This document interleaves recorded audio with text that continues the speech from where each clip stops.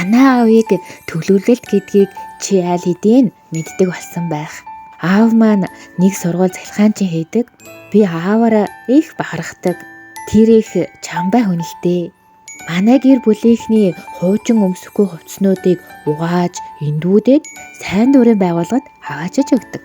Ээж маань энэ үед их л баярлаж байгаа шиг санагддаг. Аав маань эрүүл чирэг, гоё биштэй. Энэ нь тэр амралтын өдрөөр гэрийнхээ ойргууж мягмар ба пүрэв гарагт гар бөмбөгийн дугууланд явдагтай холбоотой гэж би боддог. Гэхдээ зарим үед аав миний уурыг хүргэдэг.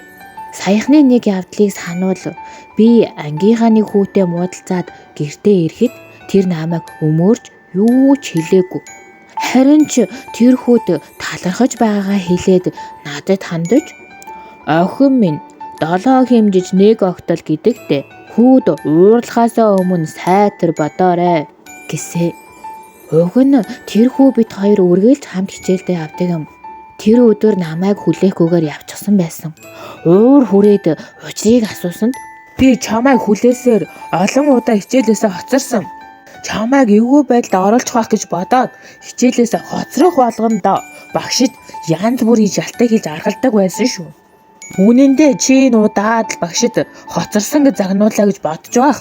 Угтаа бол чи ийм бодолтой байсаар байвал үргэлж багшид загнуулахгүй яваад тань гэсэн үг үү?" гэж хэлээд яваад өгсөн. Тухайн үедээ би уур хурж байсан боловч аав яагаад тэрхүү талархаад байгааг ойлгохыг хичээж намайг ботход их л олон зүйлийг амжуулдаг мөртлөө надаас илүү завтай, тайван харагдах түүнийг хараад нэгийг ботсон л доо.